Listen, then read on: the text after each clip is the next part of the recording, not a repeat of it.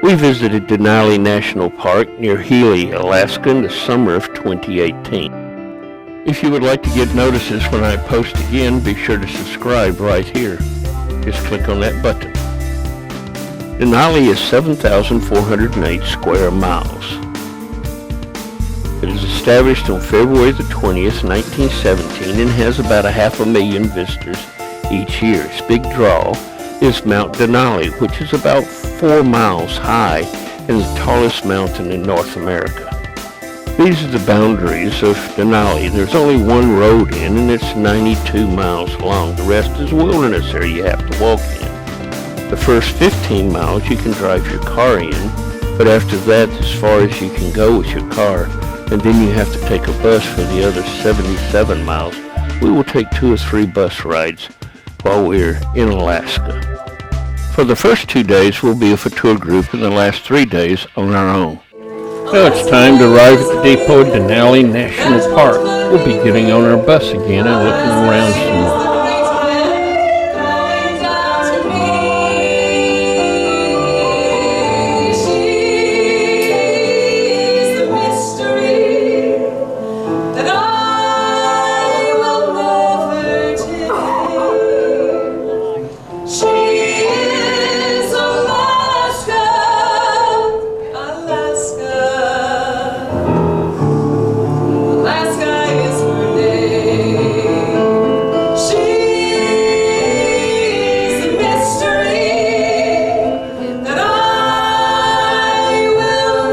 We'll be staying here at the Denali Rainbow Village when we return in our rental car.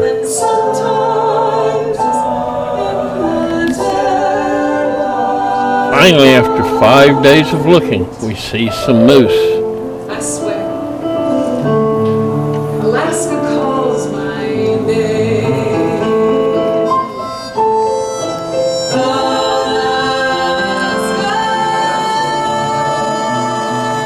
We'll be staying in the Denali Park Village in Building 1, and then we'll go over for cabin night dinner theater.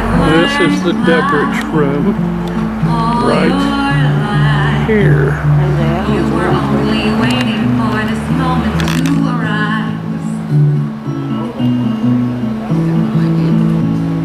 Blackbird singing. There are warning signs to be looking for the moose, but we never see it. Sunken eyes and learn to see all your life. You were only waiting for this moment to be free. Blackbird fly. Blackbird fly into the light of the dark black night.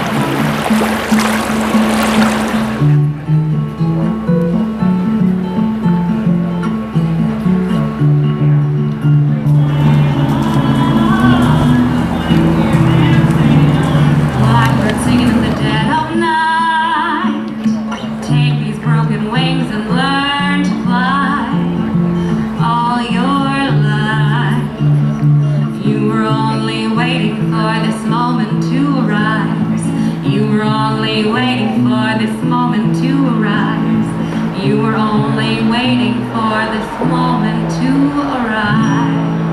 The Northern Lights have seen queer sights, but the queerest they ever did see was that night on the marge of Lake LaBarge. I cremated Sam McGee. The Northern Lights have seen queer sights, but the queerest they ever did see was that night on the marge of Lake LaBarge. I cremated Sam McGee. Hello, my honey, hello, my ragtime gal. Send me a kiss by wire. Baby, my heart's on fire. If you refuse me, honey, you lose me, and you'll be left alone. Oh, baby, telephone and tell me I'm your own. Bum, bum, bum, bum, bum. Hello, my baby, hello, my honey, hello, my ragtime gal. Send me a kiss by wire. Baby, my heart's on fire. If you refuse me, honey, you lose me, and you'll be left alone.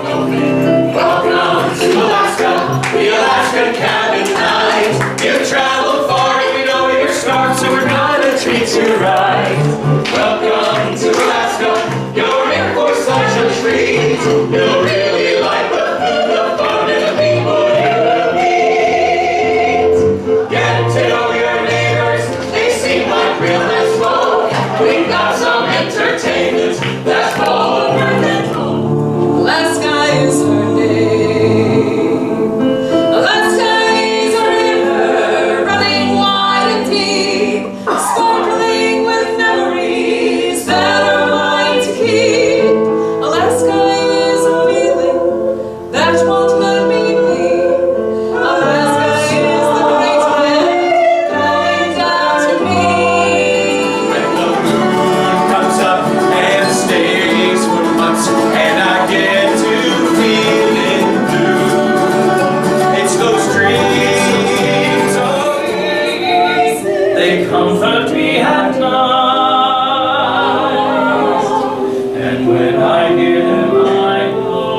On our second day in Denali, we will be with our tour group again.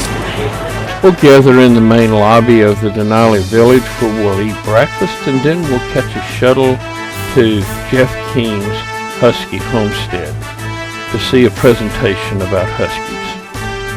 I'm going to edit this part of the video for the Husky Homestead because it'll be too long if I don't. You can see the full version on the original video. Throughout the day, we rotate dogs in and out. There are currently 33 adult dogs and 8 puppies here, and of course Deborah had This is actually part of their training to help them to be acclimatized to all sorts of people.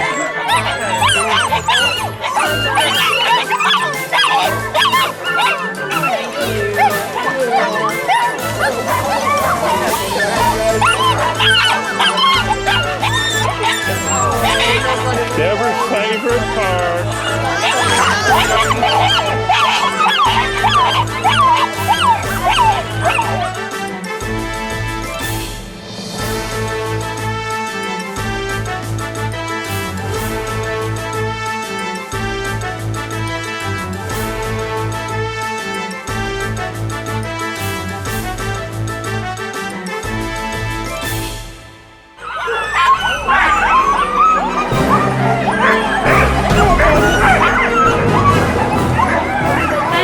Miles across the state of Alaska. He has been in that event a whopping 28 times. Just signed up for number 29, and on top of that, you are visiting some of the finest athletes in the world.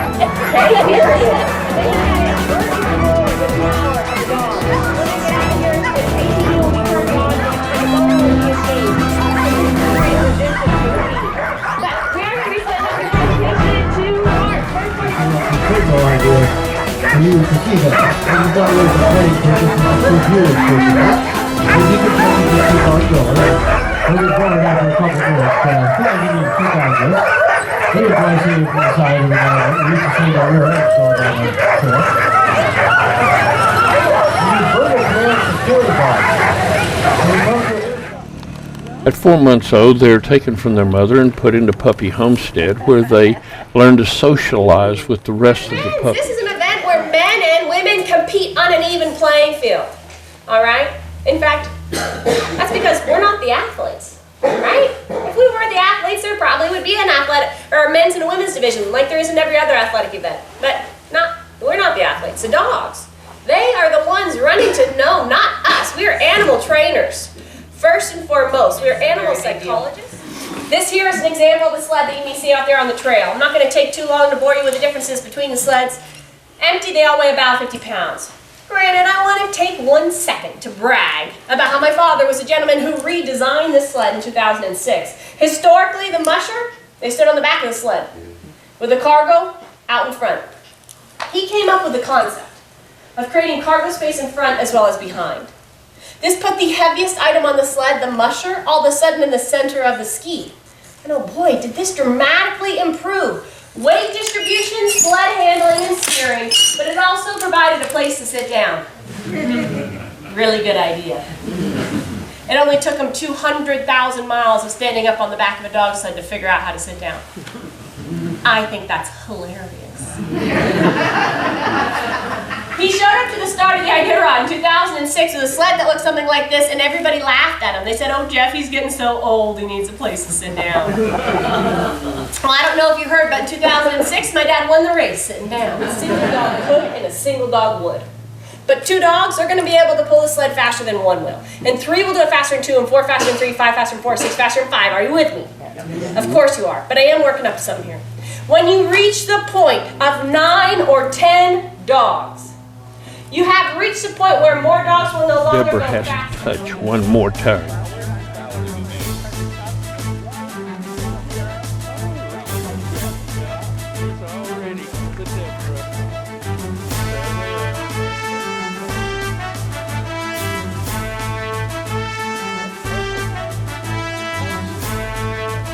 We have now arrived in Denali National Park at the Visitor Center, and will soon be catching this bus to take our tundra tour.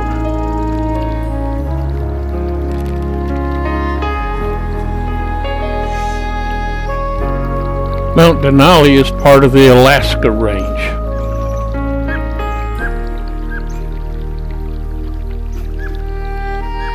This used to be called McKinley National Park, but it was changed to Denali by President Obama and has been visited for many years.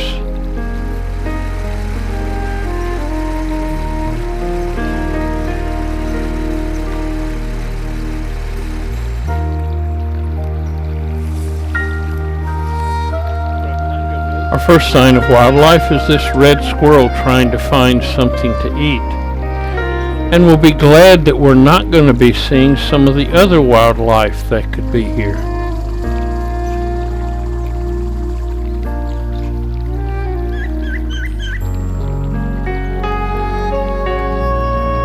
Since Denali is basically a wilderness area with just one road, you don't drive your own private car, you ride the shuttle buses to various places. And we'll be taking the brown shuttle buses because they're the Tundra tours. Sarah will be our bus driver and our tour guide for the next 8 hours. We will be traveling this route as we go along. The red part of it you could actually drive to Savage River, and then the rest is close to civilian traffic. We'll be stopping at Telanica, Polychrome Overlook, Taklot River Rest, and Stony Hill, where we'll turn around and come back.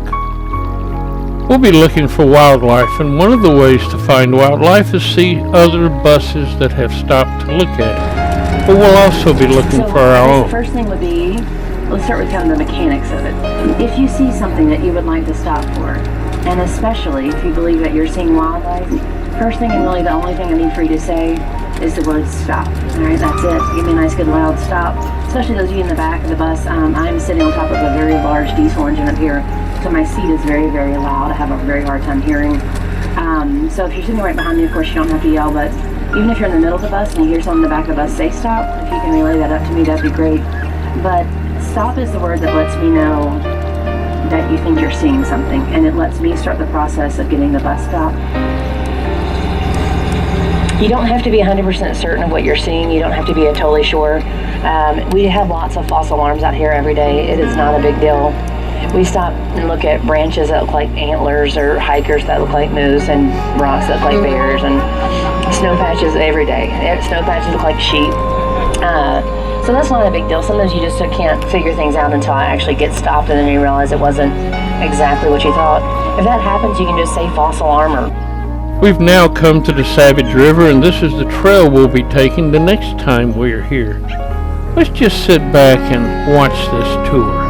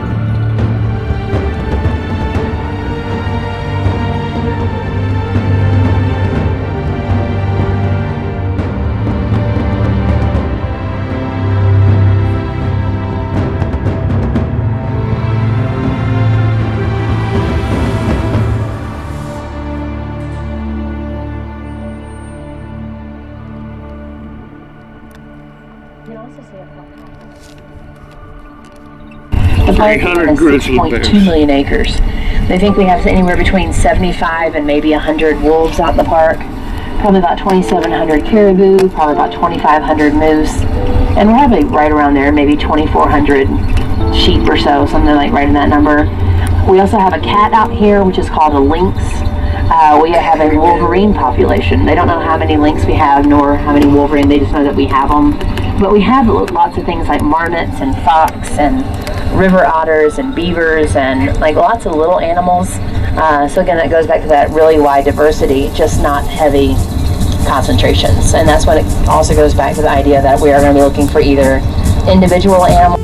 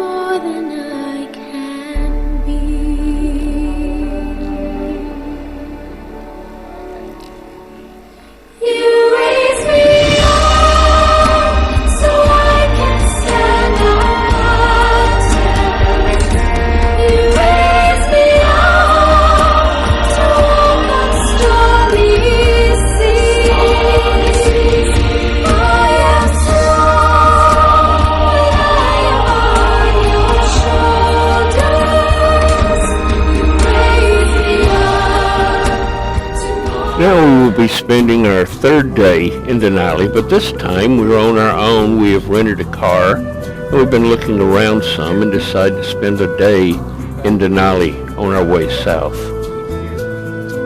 We finally arrived at Denali National Park and Wildlife Refuge.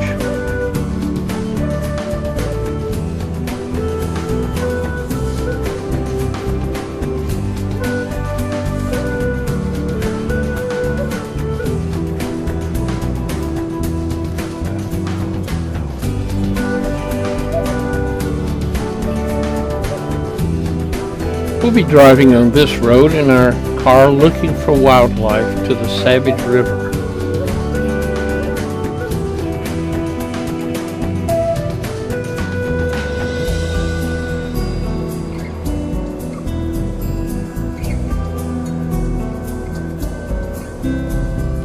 There's still many clouds and it rains off and on while we're here.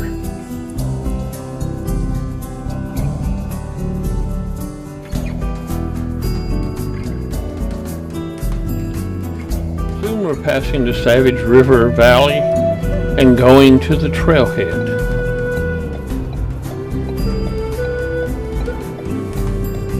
As we walk through this area, we'll be walking through mountains of the outer range of the Alaska range that are 600 million to 1 billion years old. Here we can see the rock formation that gave this area its name. They said this looks like a savage or an Indian laying on his back just ahead here. We're a little over half a mile above sea level, and there are bear warnings in this area. In fact, this video shows a bear just a few days before us stalking a moose and its calves on the same trail we'll be on. Deborah said she hoped we'd see some bears, but not too close, at least not this close.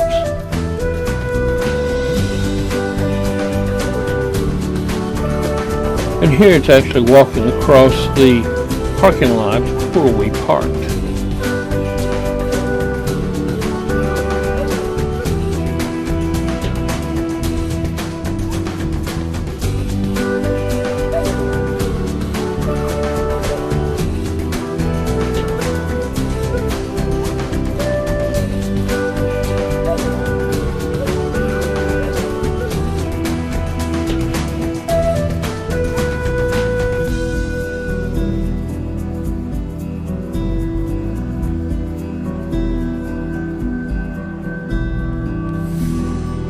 We will start here on the east side and walk along the river until we cross on a bridge to the west side. It's about a 2-mile loop. So let's head out and follow Deborah the Explorer on her quest.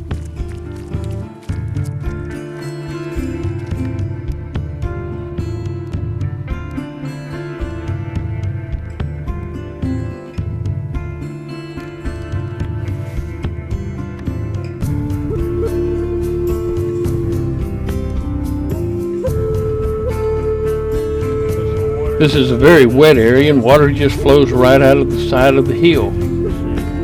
As the shores close in, the water gets going faster. We're not going to be alone on this trail. There are many people walking both directions on it.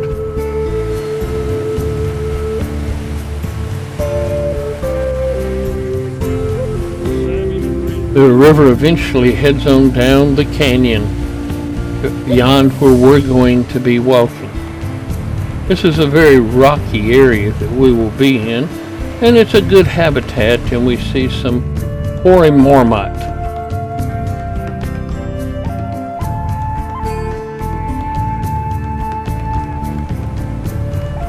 Where the rocks are more broken and fractured like this, we'll see some other animals. Pika, small little rodents that live among the rocks.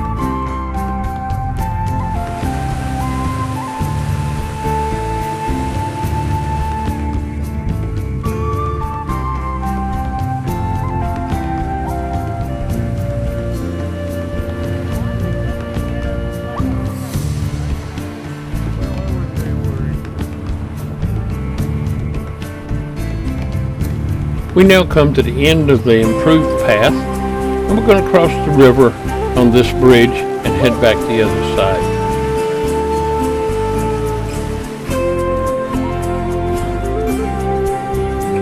We'll see orange stains on many of the rocks. It's elegant orange wall lichen, and you'll see a lot more of this. On this side of the river, we have more grass growing than rocks, and it's a perfect habitat for the Arctic ground squirrel. We'll probably see a half dozen as we walk along.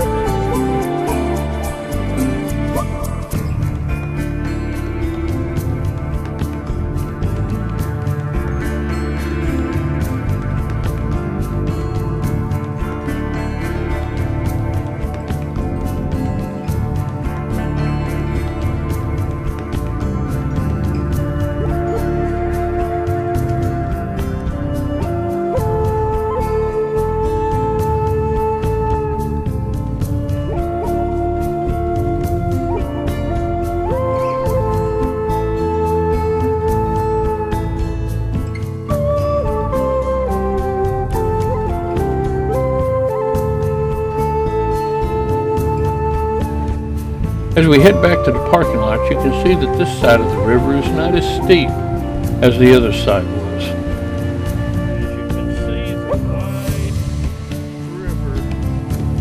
now is compressed down.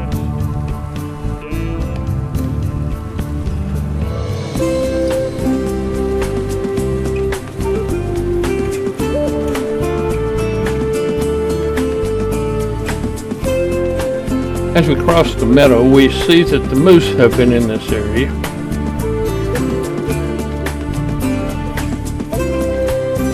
The Savage River is fed by glaciers, and it flows in many different channels across its plains, as you can see here. It never really fills up this whole area, though. And as it flows through, it dumps some of its silt, but not very much. And then it flows on down into the canyon, where it gets narrower and only one stream. Let's look at a few pictures taken while we were gone.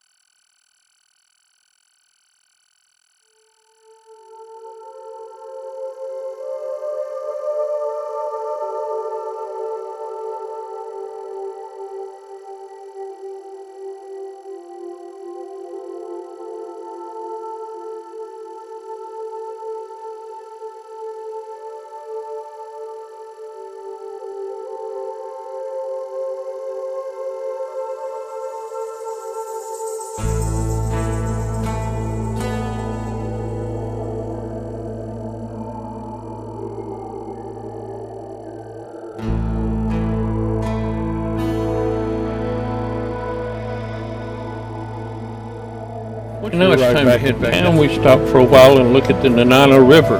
They're going to be going whitewater rafting on this in just a little bit.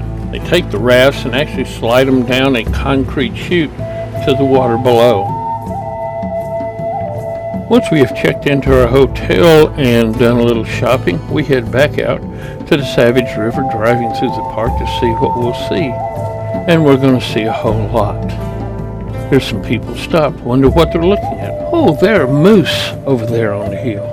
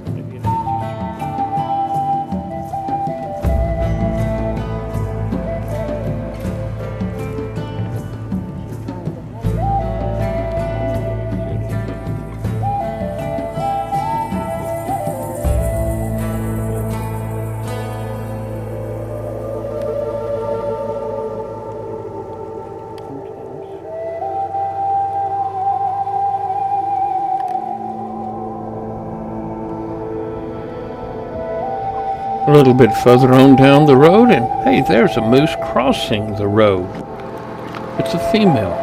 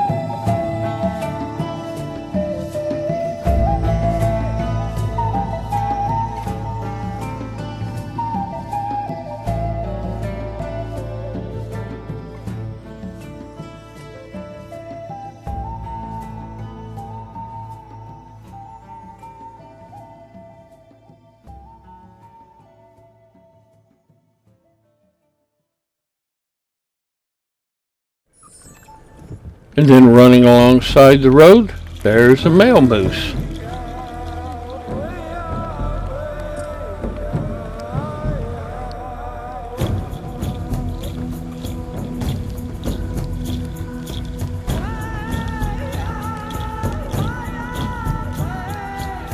The Savage River Valley is still socked in of clouds and rain. But look down there on the side of the road. There's some birds there. They're willow ptarmigan. That's the state bird of Alaska. And if you listen real carefully, you can hear them calling.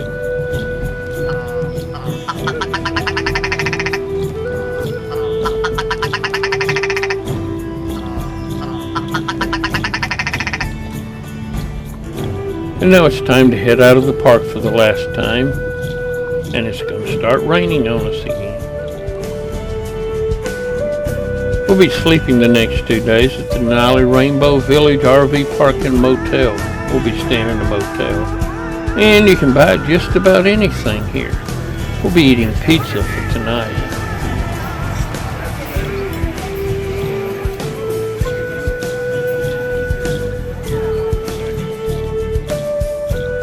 And this will bring us to the end of day 3 of our visits to the park. This is a section of the park that we'll be covering today. It's going to be a very rainy and cloudy day and not very good visibility. We'll be going to Eielson on the green buses this time. These are the shuttle buses that carry people back and forth around the park. And it's time to get on board our bus. It'll be cold and rainy most of the time along the way and not very good for looking out windows. I'm going to edit most of the driving out of this part of the video because we did it in the first trip we saw on bus. In Sable Pass there in the distance, those are Dial sheep. Lower on the gray mountainside.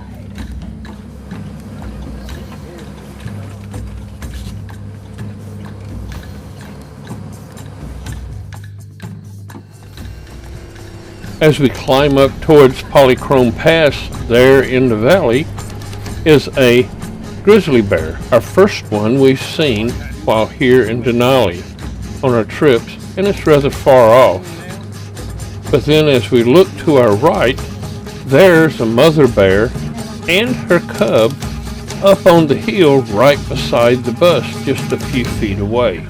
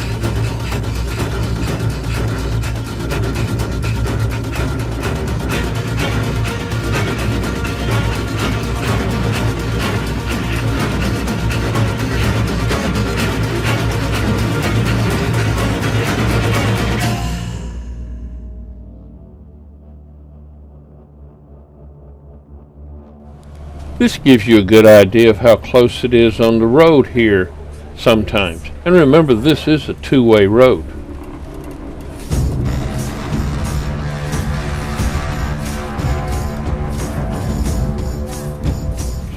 As we head down into the valley below, there's our first caribou of the day.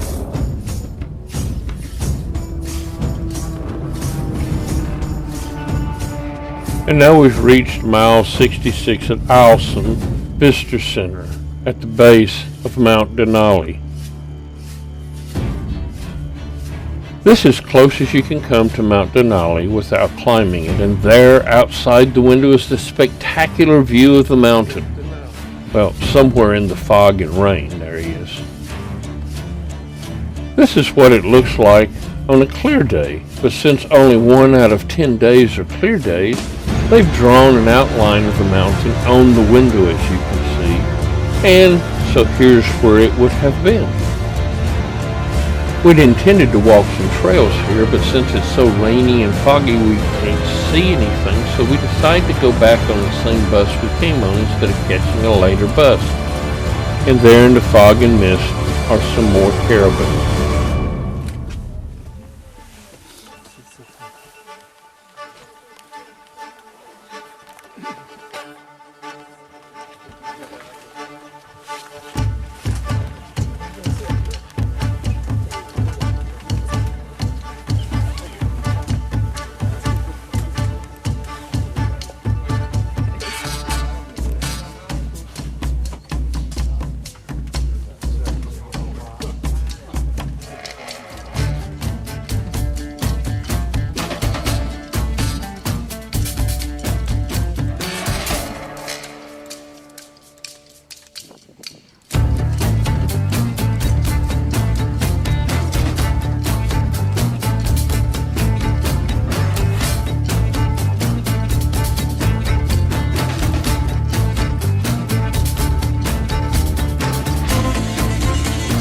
Further along, we come to a small herd of caribou.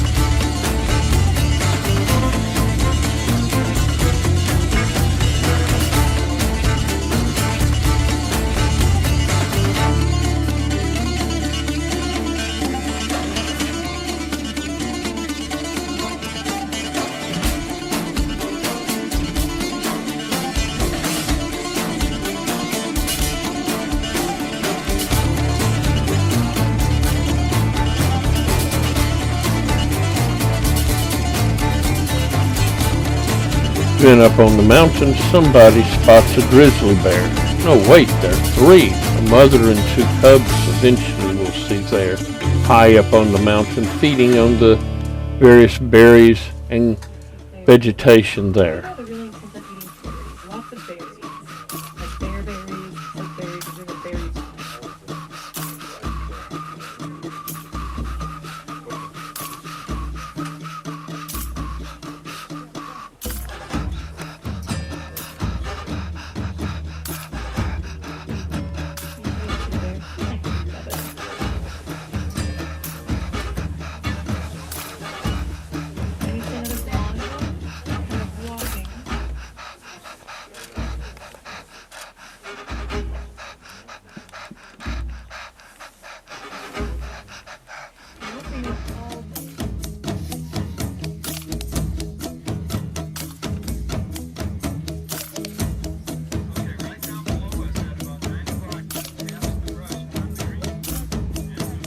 Rest site way over on a mountain.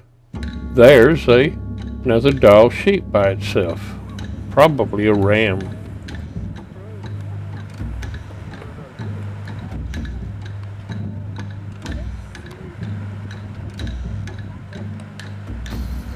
And along the road we see some more willow ptarmigans. This one's changing its color from brown to white.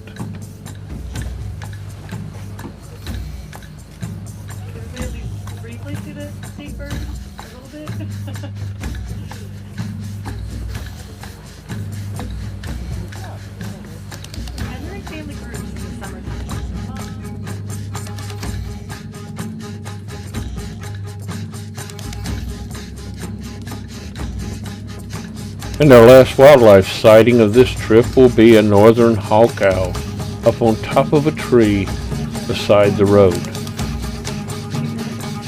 After getting off the bus, we get in our car and we head to the dog sled demonstration so Deborah can pet the dogs.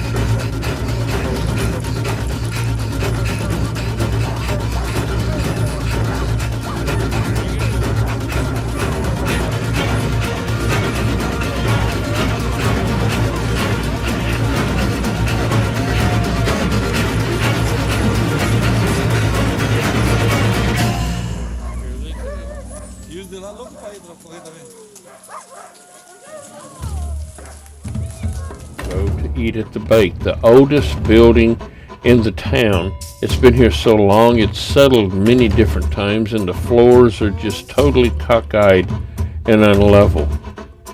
In the evening, we decide, in spite of the rain, we're going to go back into the park and look for some more wildlife. We're very surprised when we find, right in the middle of the parking lot at the visitor center with hundreds of cars coming and going, a moose and her calf calmly eating on the browse there in one of the medians.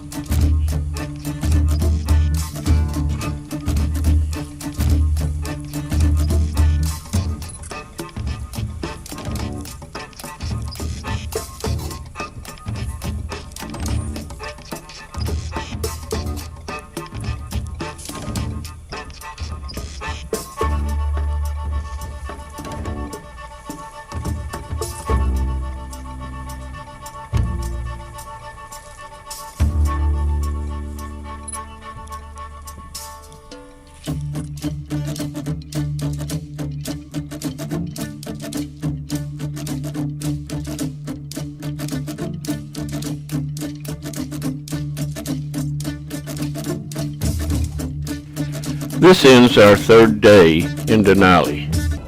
Our fourth day in Denali, we decide to go back and look at the Savage River area before we leave the area. Soon we're heading into the park for one more look. We can drive as far as the Savage River. Then the truck in front of us starts braking, and there's a moose on the right-hand side of the road trying to cross.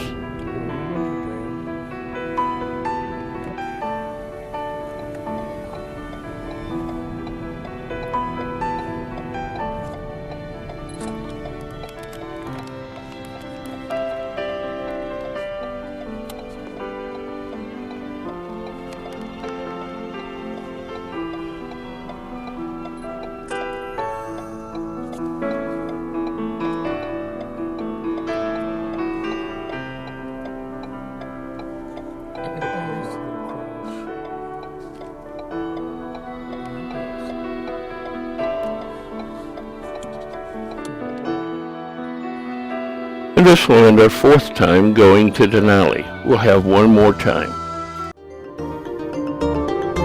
Our fifth and final trip to Denali is going to be a chance one. We decide the mountain looks so great that we really want to go see the park again. As the road twists and turns, we see Denali off and on as we head northward.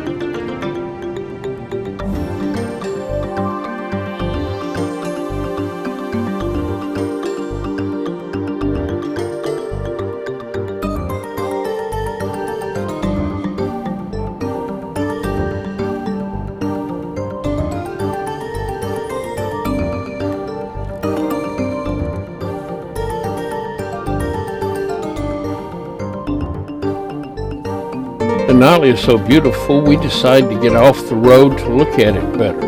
We're going to be stopping at the Denali State Park, Denali View South area.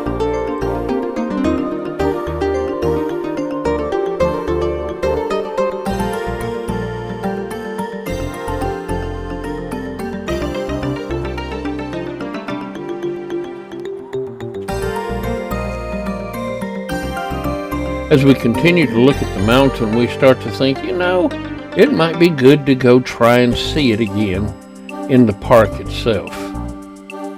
Denali is usually only this clear 2 or 3 days in a month, so this is very unusual.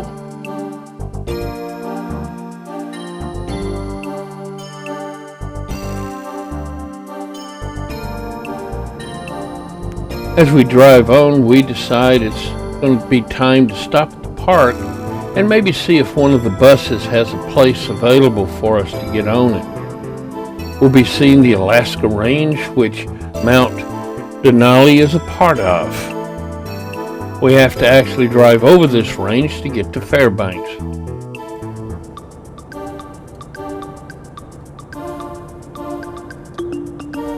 It snowed in this area about 2 days ago at the higher elevations, and this is going to make the park look spectacular when we get there. And then it's time to turn off and go into Denali.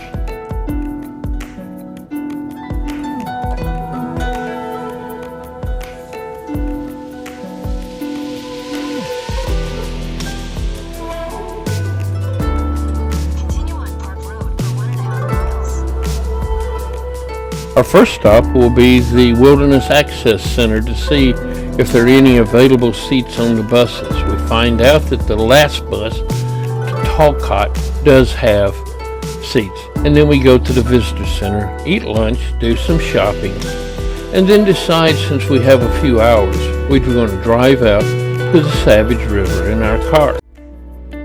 We don't see any wildlife as we go, but there's Mount Denali on the horizon. Then we head to the Wilderness Access Center, where we're going to be catching our bus to Talcott. Soon we're on our bus and we're heading out. It's the last bus of the day. We'll be going from the park headquarters down to Talcott rest area and then back to the park headquarters.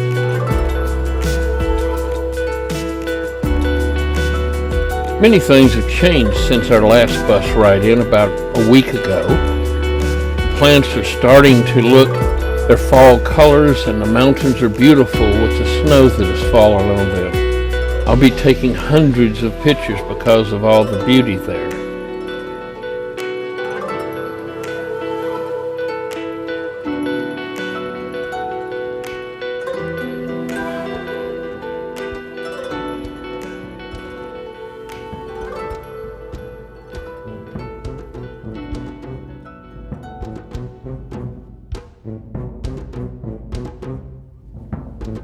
We're actually going to be seeing 8 bears today. Here's our first grizzly bear.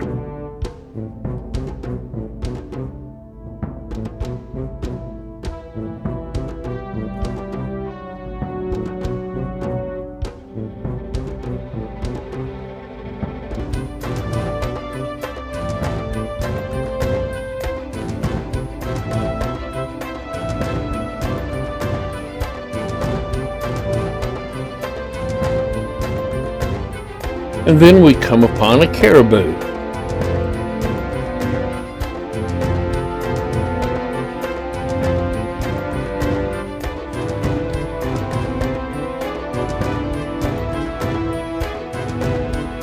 Shortly down the road, there's a bigger caribou.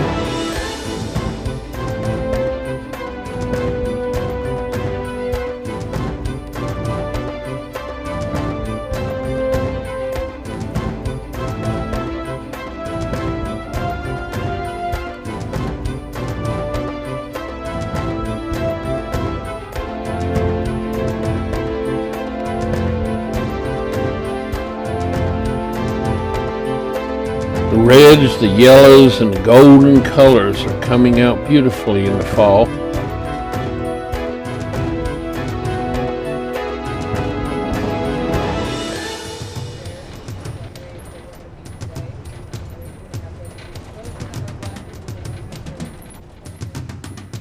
At the Teklanika rest area, we get to look over the river and its beauty and up to the mountains with their snow from just a couple of days ago.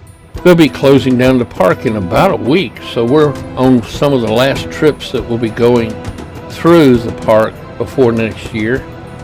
And along the way we see a spruce grouse that we'd never seen this species before.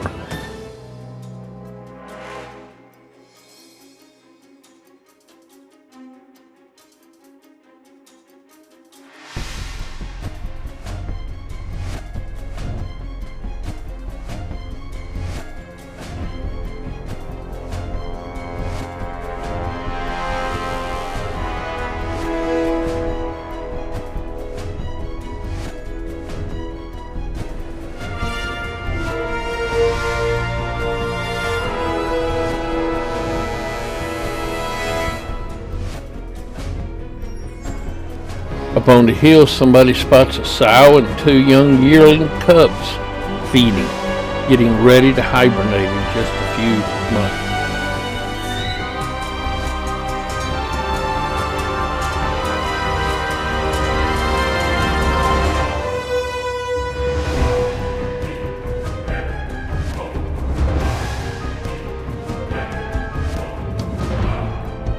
She must have an itch because she walks over and scratches her back on that tree.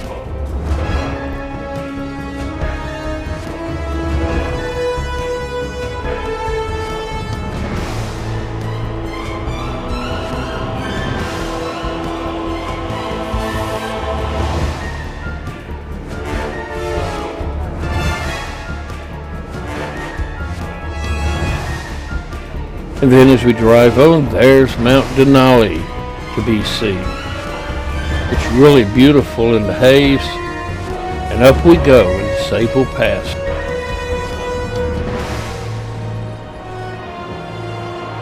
As we head up into the pass, we spot another bear. That makes number 5 that we have seen today.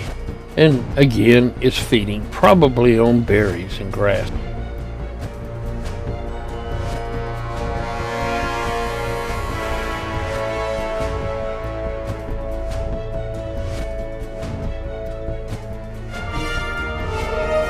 This shows you the perspective of how far away that bear really is, and why it's hard to hold a camera steady on that long of a zoom.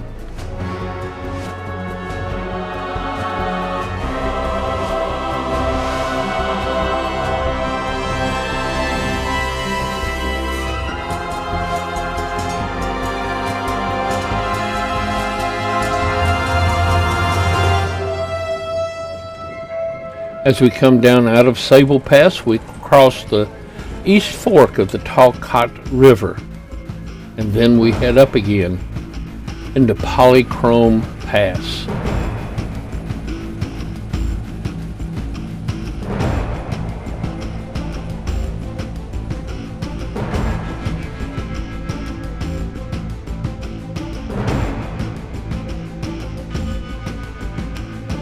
At the top of Polychrome Pass, we get out and start taking pictures. It is spectacularly beautiful right now. We have now been here 3 times, and each time the pass looks different. On August the 17th, it looked like this. Notice the mountains have no snow. And then on August 22nd, it was fogged in with rain, and now it has the snow that just came down 2 days ago.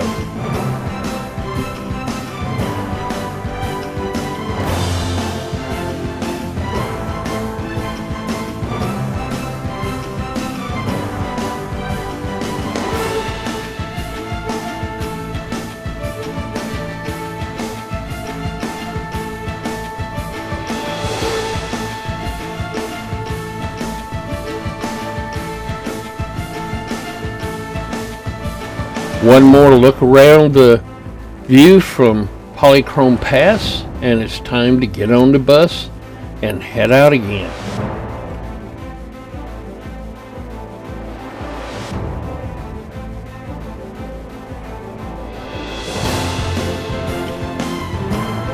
As we head down out of Polychrome Pass, we see two flocks of Dall sheep. One has 5 ewes in it, and the other one has about 8, looks like rams. You can see their horns.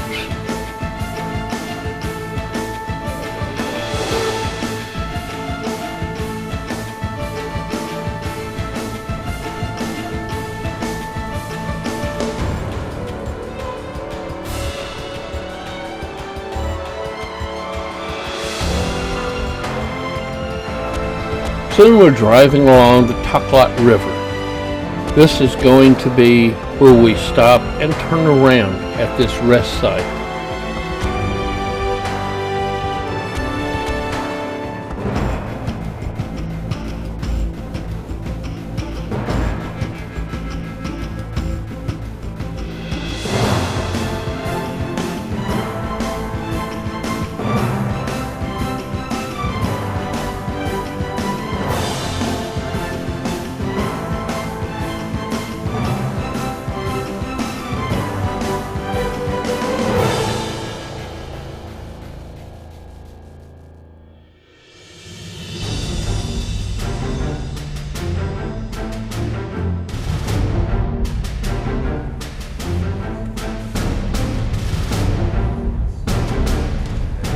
After looking at the sights and using the restrooms, it's time to get back on our bus and to head back towards the headquarters. This is what the Toklat River looks like at sunset. On the way back, we see another grizzly bear feeding. The light's starting to fail us though, and so the pictures aren't very good.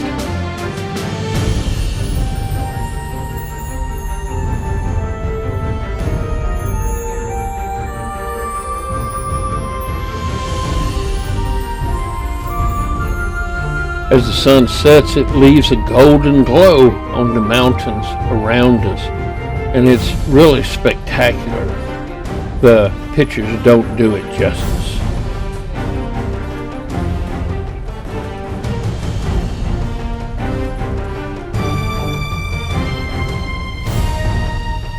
One more view over to Denali, and then we head out for some more glorious sights.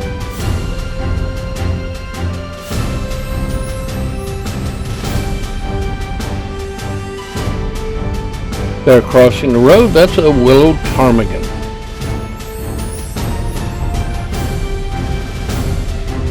Then another sow grizzly and her cub. They're feeding as much as they can to get ready for hibernation.